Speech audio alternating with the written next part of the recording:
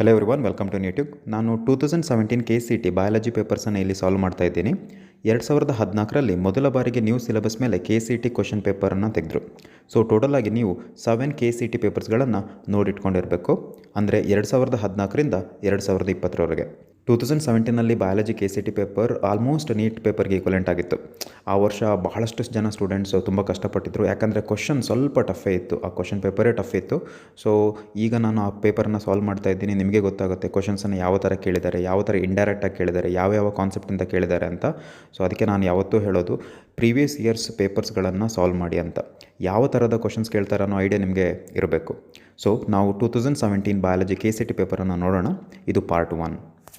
Question number 1, identify the order from the following. So ಈ ಕ್ವಶನನ್ನು the living world ಚಾಪ್ಟರಿಂದ ಟ್ಯಾಕ್ಸಾನಮಿಕ್ hierarchy ಕಾನ್ಸೆಪ್ಟಿಂದ ತೆಗೆದಿದ್ದಾರೆ. Simple ಇದೆ. ಕಾರ್ನಿವೋರ ಅಂತ ಡೈರೆಕ್ಟಾಗಿ ಹೇಳ್ಬೋದು, ಯಾಕಂದರೆ ಲಯನ್ ಅಥವಾ ಟೈಗರಲ್ಲಿ ನಾವು ಟ್ಯಾಕ್ಸಾನಮಿಕ್ ಹೈರಾರ್ಕಿ ನೋಡೋದಾದರೆ ಕಾರ್ನಿವೋರ ಅದರದ್ದು ಆರ್ಡರ್. ಸೊ ಮುಸಿಡೆ ತಗೊಂಡ್ರೆ ಅದು ಫ್ಯಾಮಿಲಿ, ಪರ್ಟಿಕ್ಯುಲರ್ಲಿ ಹೌಸ್ ಫ್ಲೈಗೆ ಸೇರಿತ್ತು. ಸೊ ಇನ್ಸೆಕ್ಟಾ ಅಂತ ಹೇಳುವಂಥದ್ದು ಒಂದು ಕ್ಲಾಸು, ಅದು ಹೌಸ್ ಫ್ಲೈದು ಟ್ಯಾಕ್ಸಾನಮಿಕ್ ಹೈರಾರ್ಕಿ. ಪ್ಯಾಂಥರ ಅದು ಲಯನ್ ಅಥವಾ ಟೈಗರ್ದು ಜೀನಸ್. ಸೊ ಇಲ್ಲಿ ಕ್ವಶನ್ ಕೇಳಿದ್ದು ಆರ್ಡರ್ ಅಂತ. So option A is correct. Question number 2, which of the following options show the characters of mycoplasma. So mycoplasma ಅಂತ ಹೇಳುವಂಥದ್ದು ಈ ಬಯಾಲಜಿಕಲ್ ಕ್ಲಾಸಿಫಿಕೇಷನ್ ಚಾಪ್ಟ್ರಲ್ಲಿ ಬರುತ್ತೆ. ಇದು ಸ್ಮಾಲೆಸ್ಟ್ ಬ್ಯಾಕ್ಟೀರಿಯಾ. ಸೊ ಇದಕ್ಕೆ ನಾವು PPLO ಅಂತಲೂ ಕರಿತೀವಿ. PPLO ಅಂದರೆ ಪ್ಲೂರೋ ನಿಮೋನಿಯಾ ಲೈಕ್ ಆರ್ಗನಿಸಮ್ಸ್ ಅಂತ ಕರಿತೀವಿ. ಈ ಒಂದು ಪರ್ಟಿಕ್ಯುಲರ್ ಬ್ಯಾಕ್ಟೀರಿಯಾ ಅನೋರೋಬಿಕ್ ಆರ್ಗನಿಸಮ್, ಅದು ಅಂದರೆ ಆಕ್ಸಿಜನ್ ಅವಶ್ಯಕತೆ ಇಲ್ಲದೆ ಅದು ಬದುಕುತ್ತೆ. ಮತ್ತು ಇದು ಸ್ಮಾಲೆಸ್ಟ್ ಲಿವಿಂಗ್ ಆರ್ಗನಿಸಮ್ ಬ್ಯಾಕ್ಟೀರಿಯಾದಲ್ಲಿ ಬರುವಂಥದ್ದು. ಇದರ ಜೊತೆಗೆ ಈ ಒಂದು ಮೈಕೋಪ್ಲಾಸ್ಮಕ್ಕೆ ಸೆಲ್ ವಾಲ್ ಇರೋದಿಲ್ಲ. ಸೊ ಹಾಗೆ ನೋಡೋದಾದರೆ ಆಪ್ಷನ್ ಸಿಗೆ ನಾವು ನೇರವಾಗಿ ಹೋಗ್ಬೋದು. Option C is correct. Question number 3 ನೋಡೋಣ. Which class of algae reproduces asexually by non motile spores and sexually by non motile gametes. ಇಲ್ಲಿ ಕೊಟ್ಟಿರುವಂಥ 3 ಆಲ್ಗೆ ಕ್ಲಾಸ್ಗಳಲ್ಲಿ ಯಾವುದು ನಾನ್ ಮೊಟೈಲ್ ಗ್ಯಾಮೆಟ್ಸ್ ಅಥವಾ ಸ್ಪೋರ್ಸ್ ಮುಖಾಂತರ ರಿಪ್ರೊಡಕ್ಷನ್ ಮಾಡ್ತದೆ ಅಂತ. ಸೊ ಇಲ್ಲೊಂದು ಚಾರ್ಟ್ ಕೊಟ್ಟಿದ್ದೀನಿ ನೋಡಿ. ಸೊ ಇಲ್ಲಿ ಕ್ಲೋರೋಫೈಸಿಯೆ, ಫಯೋಫೈಸಿಯೆ, ರೋಡೋಫೈಸಿಯೆ ನೋಡಬಹುದು.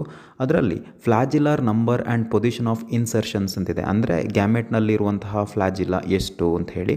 ಸೊ ನಾರ್ಮಲಿ ಕ್ಲೋರೋಫೈಸಿಯಲ್ಲಿ 2ರಿಂದ 8 ಇರುತ್ತೆ, ಅಂದರೆ ಮೊಟೈಲ್ ಗ್ಯಾಮೆಟ್ಸನ್ನು ಉತ್ಪತ್ತಿ ಮಾಡ್ತದೆ. ಇವನ್ ಸ್ಪೋರ್ಸ್ ಕೂಡ ಉತ್ಪತ್ತಿ ಮಾಡ್ತದೆ. ಈ ಫಯೋಫೈಸಿ ತಗೊಂಡ್ರೆ 2, ಅದು ಅನ್ಈಕ್ವಲ್ ಇರುತ್ತೆ, ಬಟ್ ಸ್ಟಿಲ್ ಆ್ಯಕ್ಚುಲಿ ಅದು ಮೊಟೈಲ್ ಗ್ಯಾಮೆಟ್ಸ್ ಅಥವಾ ಸ್ಪೋರ್ಟ್ಸನ್ನು ಉತ್ಪತ್ತಿ ಮಾಡುತ್ತೆ. ರೂಡೋಫೈಸಿಯಲ್ಲಿ ಯಾವುದೂ ಇಲ್ಲ, ಆಬ್ಸೆಂಟ್ ಇದೆ, ಅಂದರೆ ಫ್ಲಾಜಿಲಾ ಕಂಪ್ಲೀಟ್ಲಿ ಆಬ್ಸೆಂಟ್. ಸೊ ನಮಗೆ ಆನ್ಸರ್ ಸಿಕ್ಬಿಟ್ಟಿದೆ. Option A is correct. ಈ ರೋಡೋಫೈಸಿಯಲ್ಲಿ ಈ ಸ್ಪೋರ್ಸ್ ಅಥವಾ ಗ್ಯಾಮೆಟ್ಸ್ಗಳು ನಾನ್ ಮೊಟೈಲ್ ಆಗಿರುತ್ತೆ. ಇನ್ನು ಸೈನೋಫೈಸಿ ಅಂತ ಹೇಳಿದರೆ ಅದು ಬ್ಲೂ ಗ್ರೀನ್ ಆಲ್ಗೆ, ಒಂದು ಬ್ಯಾಕ್ಟೀರಿಯಾಕ್ಕೆ ಸೇರಿದ್ದು. ಸೊ ಇಲ್ಲಿ ಅದು ಮೊಟೈಲ್ ಆಗಿರುತ್ತೆ. ನಾರ್ಮಲಿ ಅದರ ಸ್ಪೋರ್ಸ್ಗಳು ಮೊಟೈಲ್ ಆಗಿರುತ್ತೆ. So option A is correct. Question number 4, which of the following plants produce zygomorphic flowers. So zygomorphic ಅಂದರೆ ಬಯಲ್ಯಾಟ್ರಲ್ ಸಿಮೆಟ್ರಿ ಹೊಂದಿರುವಂಥ ಫ್ಲವರ್ಸ್. ಆಕ್ಟಿನೋಮಾರ್ಫಿಕ್ ಅಂದರೆ ರೇಡಿಯಲ್ ಸಿಮೆಟ್ರಿ ಹೊಂದಿರುವಂಥ ಫ್ಲವರ್. ಸೊ ಆ್ಯನಿಮಲ್ ಕಿಂಗ್ಡಮ್ ಚಾಪ್ಟರ್ನಲ್ಲಿ ನೀವು ಬಯಲ್ಯಾಟ್ರಲ್ ಸಿಮೆಟ್ರಿ, ರೇಡಿಯಲ್ ಸಿಮೆಟ್ರಿಗಳ examples ಹಾಗೂ ಕಾನ್ಸೆಪ್ಟ್ಸನ್ನು ತಿಳ್ಕೊಂಡಿದ್ದೀರಿ.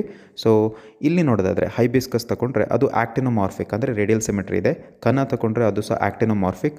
Gulmohar actinomorphic ಅಲ್ಲ, ಇದು zygomorphic flower. So option C is correct. Mustard ತಗೊಂಡ್ರೆ ಅದು ಆಕ್ಟಿನೋಮಾರ್ಫಿಕ್, ನೆನ್ಪಿಟ್ಕೊಳ್ಳಿ. So option C is correct. Question number 5 ನೋಡೋಣ.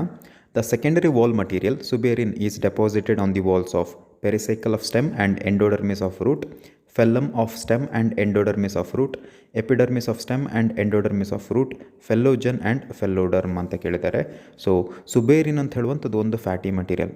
ಇದು ಡೈಕಾಟ್ ರೂಟ್ಗಳಲ್ಲಿರುವಂತಹ ಸೆಲ್ಸ್ಗಳು ಏನು ಮಾಡುತ್ತೆ ಅಂದರೆ ಅದನ್ನು ಉತ್ಪತ್ತಿ ಮಾಡುತ್ತೆ. ಸೊ ಈ ಸುಬೇರಿನ್ ಸ್ವಲ್ಪ ದಿನಗಳ ನಂತರ ಒಂದು ಕ್ಯಾಸ್ಪೇರಿನ್ ಸ್ಟ್ರಿಪ್ಸ್ ಅಂತ ಹೇಳುವಂಥ ಒಂದು ವಾಟರ್ ರಿಪಲೆಂಟ್ ಸಬ್ಸ್ಟೆನ್ಸನ್ನು ಎಂಡೋಡರ್ಮಿಸ್ನ ಒಳಗಡೆ, ಅಂದರೆ ಎಂಡೋಡರ್ಮಿಸ್ ಸೆಲ್ಸನ್ನು ನೀವು ನೋಡಿರ್ತೀರಿ. ಸೊ ಆ ಎಂಡೋಡರ್ಮಿಸ್ ಸೆಲ್ಸ್ ಒಳಗಡೆ ಅದು ಫಾರ್ಮ್ ಮಾಡಿಬಿಡುತ್ತೆ. ಸೊ ಅಲ್ಲಿ ವಾಟರ್ ಎಂಟರ್ ಆಗಲಿಕ್ಕೆ ಸಾಧ್ಯ ಇಲ್ಲ. ಇದೊಂಥರ ಬ್ರಿಡ್ಜ್ ಥರ ಆ್ಯಕ್ಟ್ ಮಾಡುತ್ತೆ, ನೆನ್ಪಿಟ್ಕೊಳ್ಳಿ. So suberin is deposited on the walls of, ಯಾವುದರ ವಾಲ್ಸ್ ಮೇಲೆ ಇದು ಡೆಪಾಸಿಟ್ ಆಗ್ತದೆ ಅಂತ ಕೇಳಿದ್ದಾರೆ. Answer phellem of stem and endodermis of root. Option B is correct. ಇದ್ರ ಜೊತೆಲಿ ಒಂದು ಕ್ವಶನನ್ನು ಬರೆದಿಟ್ಕೊಳ್ಳಿ, ಕೇಳುವ ಚಾನ್ಸಸ್ ಜಾಸ್ತಿ ಇದೆ. Casparian strips are found on ಅಂತ ಕೇಳೋ ಚಾನ್ಸಸ್ ಇದೆ. ನಾರ್ಮಲಿ ಇದು ಡೈಕಾಟ್ ರೂಟ್ಗಳಲ್ಲಿ ನೀವು ನೋಡಬಹುದು. ಕ್ವಶನ್ ನಂಬರ್ 6 ನೋಡೋಣ. The type of epithelium found in the fallopian tube which functions to move particles or mucus in specific direction is. ಈ ಕಾನ್ಸೆಪ್ಟ್ ಬಗ್ಗೆ ನಾನು ಆಲ್ರೆಡಿ ನನ್ನ ಹಿಂದಿನ ಸೆಷನ್ಗಳಲ್ಲಿ ತಿಳಿಸಿದ್ದೇನೆ, ಡೀಟೇಲ್ಡಾಗಿ ಹೇಳಿದ್ದೇನೆ. So option C is correct, ciliated epithelium. ಈ ಸೀಲಿಯೇಟೆಡ್ ಎಪಿಥೀಲಿಯಂ ನಾರ್ಮಲಿ ಒಂದು ಬ್ರಾಂಕ್ಯೂಲ್ಸ್ನಲ್ಲಿ ಹಾಗೂ ಫೆಲೋಪಿಯನ್ ಟ್ಯೂಬ್ನಲ್ಲಿ ನೋಡಲಿಕ್ಕೆ ಸಿಗ್ತದೆ. ಸೊ ಇದೇನು ಮಾಡುತ್ತೆ ಅಂದರೆ ಓವಮ್ ಸಕ್ರಿಟ್ ಆದಾಗ ಈ ಓವಮನ್ನು ಒಂದು ಪರ್ಟಿಕ್ಯುಲರ್ ಡೈರೆಕ್ಷನ್ ಅಂದರೆ ಈ ಫೆಲೋಪಿಯನ್ ಟ್ಯೂಬಿನ ಸ್ಟಾರ್ಟಿಂಗ್ ಪಾಯಿಂಟಿಂದ ಹಿಡಿದು ಯೂಟರಸ್ ತನಕ ಅದು ಓವಮನ್ನು ಮೂವ್ ಮಾಡಲಿಕ್ಕೆ ಹೆಲ್ಪ್ ಮಾಡುತ್ತೆ, ನೆನ್ಪಿಟ್ಕೊಳ್ಳಿ. So option C is correct. Question number 7 ನೋಡೋಣ. Which one of the following is not included under endomembrane system?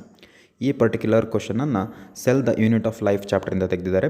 ಬಹಳ ಸಿಂಪಲ್ ಇದೆ. ಎಂಡೋಮೆಂಬ್ರೇನ್ ಸಿಸ್ಟಮಲ್ಲಿ 4 ಸಿಸ್ಟಮ್ಸ್ಗಳನ್ನು ನಾವು ನೋಡ್ತೀವಿ, ಅಂದರೆ ಆರ್ಗನಲ್ಸನ್ನು ನೋಡ್ತೀವಿ.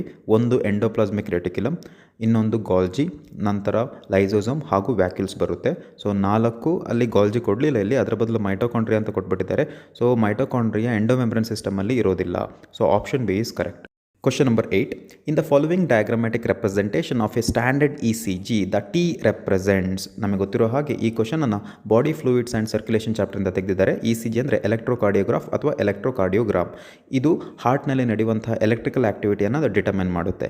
ಇಲ್ಲಿ ಟಿ ಅನ್ನು ನಾವು ಕಂಡುಹಿಡಿಯಬೇಕು. ಸೊ ಅದಕ್ಕಿಂತ ಮುಂಚೆ ಈ ಗ್ರಾಫನ್ನು ನೋಡೋಣ. ಇಲ್ಲಿ ಆಲ್ಫಾಬೆಟ್ಸನ್ನು ಯೂಸ್ ಮಾಡಿದ್ದಾರೆ. PQRS T ಅಂತ 5 ಆಲ್ಫಾಬೆಟ್ಸ್ ಇದೆ. ಸೊ ಪಿ ಅಂದರೆ ಏನು? ಅಲ್ಲೊಂದು ಸಣ್ಣ ಹಂಪ್ ನೋಡ್ಬೋದು, ಅದರ ಮೇಲೆ ಪಿ ಅಂತ ಕೊಟ್ಟಿದ್ದಾರೆ.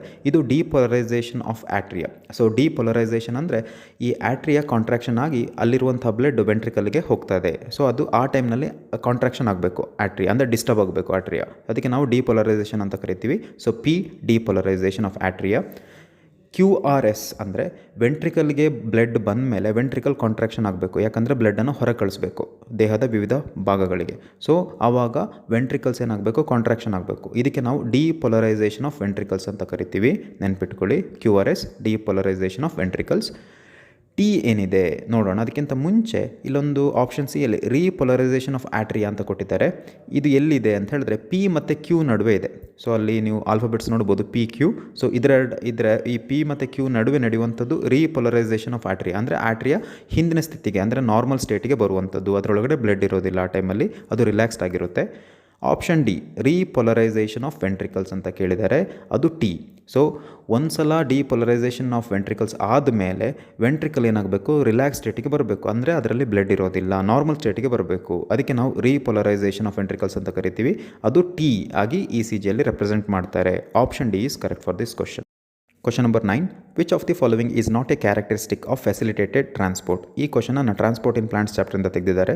ಸೊ ಈ ಟ್ರಾನ್ಸ್ಪೋರ್ಟ್ಗಳಲ್ಲಿ 3 ವಿಧ ಇದೆ. ಒಂದು ಡಿಫ್ಯೂಷನ್ ಅಂದರೆ movement of the molecules from higher concentration to lower concentration.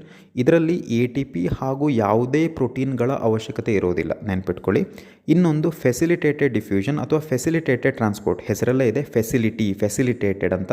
So ಇಲ್ಲಿ movement of the molecules takes place from higher concentration to lower concentration with the help of a specialised protein. ಅದು cell ಮೆಂಬ್ರೇನಲ್ಲಿ ಇರುವಂಥ protein. ನೀವು fluid mosaic model of plasma membrane ಕಲ್ತಿದ್ದೀರಿ, ಅದರಲ್ಲಿ proteins ಬರುತ್ತೆ, intrinsic proteins ಅಂತ. So ಈ ಪ್ರೋಟೀನ್ಸ್ಗಳು ಈ ಮಾಲಿಕ್ಯೂಲ್ಸನ್ನು ಹೈಯರ್ ಕಾನ್ಸಂಟ್ರೇಷನಿಂದ ಲೋವರ್ ಕಾನ್ಸಂಟ್ರೇಷನ್ ಕಡೆ ಹಾಕುತ್ತೆ, ಅಂದರೆ ಟ್ರಾನ್ಸ್ಪೋರ್ಟ್ ಮಾಡಲಿಕ್ಕೆ ಹೆಲ್ಪ್ ಮಾಡುತ್ತೆ, ನೆನ್ಪಿಟ್ಕೊಳ್ಳಿ. ಸೊ ಇಲ್ಲಿ ATP ಅವಶ್ಯಕತೆ ಬರೋದಿಲ್ಲ. ಇದಕ್ಕೆ ನಾವು ಡೌನ್ ಹಿಲ್ ಮೂಮೆಂಟ್ ಅಂತಲೂ ಕರಿತೀವಿ, ಯಾಕಂದರೆ ಹೈಯರ್ ಟು ಲೋವರ್ ಕಾನ್ಸಂಟ್ರೇಷನ್. ಇನ್ನೊಂದು active transport.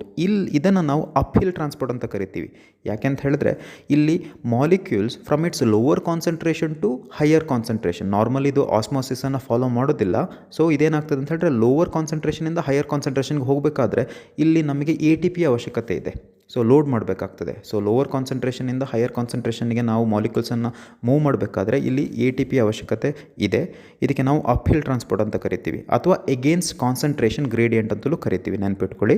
So option A is correct, up hill transport. ಯಾಕಂತ ಹೇಳಿದ್ರೆ it is not A characteristic feature of facilitated transport. ಯಾಕಂದರೆ ನಮಗೆ ಗೊತ್ತಿರೋ ಹಾಗೆ ಪ್ರೋಟೀನ್ಸ್ ಇರೋದ್ರಿಂದ ಪ್ರೋಟೀನ್ಸ್ಗಳು ಹೈಲಿ ಸೆಲೆಕ್ಟಿವ್ ಇರುತ್ತೆ. ಸುಮ್ಮನೆ ಎಲ್ಲ ಮಾಲಿಕ್ಯೂಲ್ಸನ್ನು ಅದು ತಗೊಳ್ಳಲ್ಲ. ಕೆಲವು ಸೆಲೆಕ್ಟೆಡ್ ಮಾಲಿಕ್ಯೂಲ್ಸನ್ನು ಮಾತ್ರ ಅದು ಹೊರಗಿಂದ ಒಳಗೆ ಬಿಡುತ್ತೆ ಅಥವಾ ಒಳಗಿಂದ ಹೊರಗೆ ಬಿಡುತ್ತೆ. Require special membrane proteins. ಹೌದು, ನಾನು ಆಗಲೇ ಹೇಳಿದ್ದೆ, ಈ ಪ್ಲಾಸ್ಮಾ ಮೆಂಬ್ರೇನಲ್ಲಿ ಇರುವಂತಹ ಪ್ರೋಟೀನ್ಸ್ಗಳು ಅದೇನು ಮಾಡುತ್ತೆ ಅಂತ ಹೇಳಿದ್ರೆ ಈ ಮಾಲಿಕ್ಯೂಲ್ಸನ್ನು ಹೊರಗೆ ಒಳಗೆ ಅಥವಾ ಒಳಗೆ ಹೊರಗೆ ಇದು ಮಾಡುತ್ತೆ, ಮೂವ್ಮೆಂಟ್ ಮಾಡುತ್ತೆ. ಇನ್ನೊಂದು ಟ್ರಾನ್ಸ್ಪೋರ್ಟ್ ಸ್ಯಾಚುರೇಟ್ಸ್ ಅಂತ ಅಂದರೆ ಈ ಕಾನ್ಸಂಟ್ರೇಷನ್ ಗ್ರೇಡಿಯಂಟ್, ಅಂದರೆ ಹೈಯರ್ ಕಾನ್ಸಂಟ್ರೇಷನಿಂದ ಲೋವರ್ ಕಾನ್ಸಂಟ್ರೇಷನ್ಗೆ ಹೋಗುವಾಗ ಈ ಲೋವರ್ ಕಾನ್ಸಂಟ್ರೇಷನಲ್ಲಿ ಈಗ ಮಾಲಿಕ್ಯೂಲ್ಸ್ ಆಟೋಮೆಟಿಕಲಿ ಹೆಚ್ಚಾಗ್ತಾ ಹೋಗ್ತದೆ. ಕೊನೆಗೆ ಎರಡೂ ಸೈಡ್ನಲ್ಲಿ, ಅಂದರೆ ಮುಂಚೆ ಹೈಯರ್ ಇತ್ತು, ಇನ್ನೊಂದು ಕಡೆ ಲೋವರ್ ಇತ್ತು, ಅಲ್ಲಿ ಎರಡೂ ಕಡೆ ಆ ಎರಡೂ ಚೇಂಬರ್ಗಳಲ್ಲಿ ಈ ಮಾಲಿಕ್ಯೂಲ್ಸ್ ಒಂದು ಸಮನಾದಾಗ ಆಟೋಮೆಟಿಕ್ಕಾಗಿ ಮೂಮೆಂಟ್ ಸ್ಟಾಪ್ ಆಗ್ತದೆ. ಇದಕ್ಕೆ ನಾವು ಟ್ರಾನ್ಸ್ಪೋರ್ಟ್ ಸ್ಯಾಚುರೇಟ್ಸ್ ಅಂತ ಹೇಳ್ತೀವಿ. Option A is correct. Question number 10. Identify the elements whose deficiency causes both necrosis and chlorosis. ಈ ಕ್ವಶನನ್ನು ಮಿನರಲ್ ನ್ಯೂಟ್ರಿಷನ್ ಚಾಪ್ಟರಿಂದ ತೆಗೆದಿದ್ದಾರೆ. ಫಸ್ಟ್ ನಾವು ನೆಕ್ರೋಸಿಸ್ ಹಾಗೂ ಕ್ಲೋರೋಸಿಸ್ ಏನಂತ ತಿಳ್ಕೊಳ್ಳೋಣ.